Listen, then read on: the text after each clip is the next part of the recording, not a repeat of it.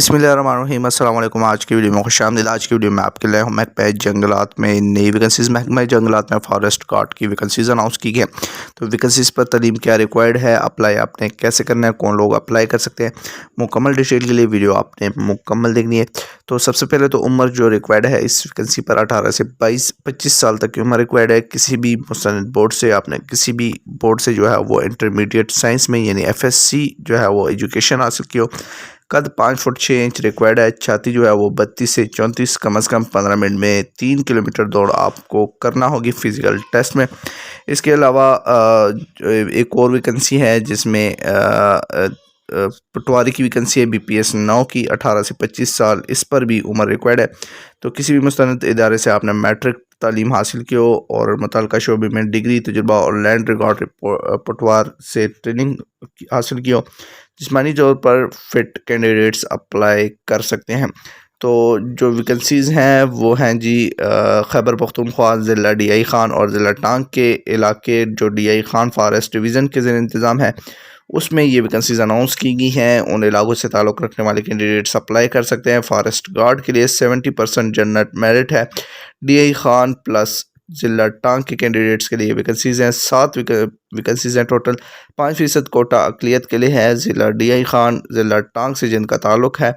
4 vacancies हैं। 30% कोटा देही गुजार मालिकान या जंग के इस्तेमाल करने के हकूक़ याफ्ता कैंडिडेट्स के लिए है।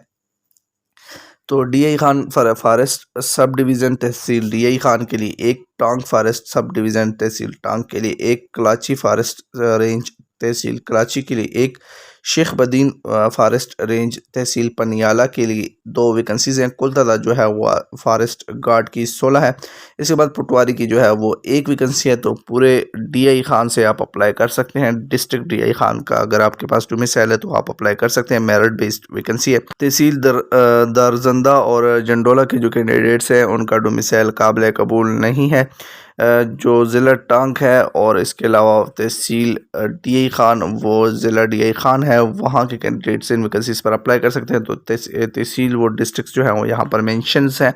इन इलाकों से अगर आपका ताल्लुक़ है, आपके पास डोमिसाइल है, तो आप अप्लाई कर सकते हैं। अप्लाई जो है वो आपने ईटा की वेबसाइट पर करना है। फ़िलहाल ये वैकेंसीज़ वहाँ पर अवेलेबल नहीं है। ईटा की वेबसाइट पर जो ऑनलाइन अप्लाई है वो 11 अगस्त 2025 के बाद जो है वो शुरू होगा। तो 11 अगस्त 2025 से लेकर 31 अगस्त 2025 तक आप ऑनलाइन अप्लाई कर सकेंगे ईटा की वेबसाइट पर।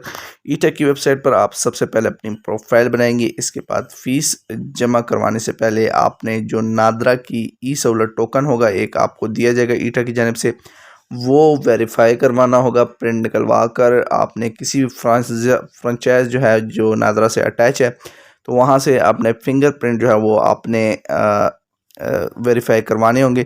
उसके बाद ही आप अप्लाई कर सकेंगे। फिर आपने जो है वो इजी पैसा JS कैश वगैरह के ज़रिए अपनी जो फ़ीस है वो पे कर देनी है।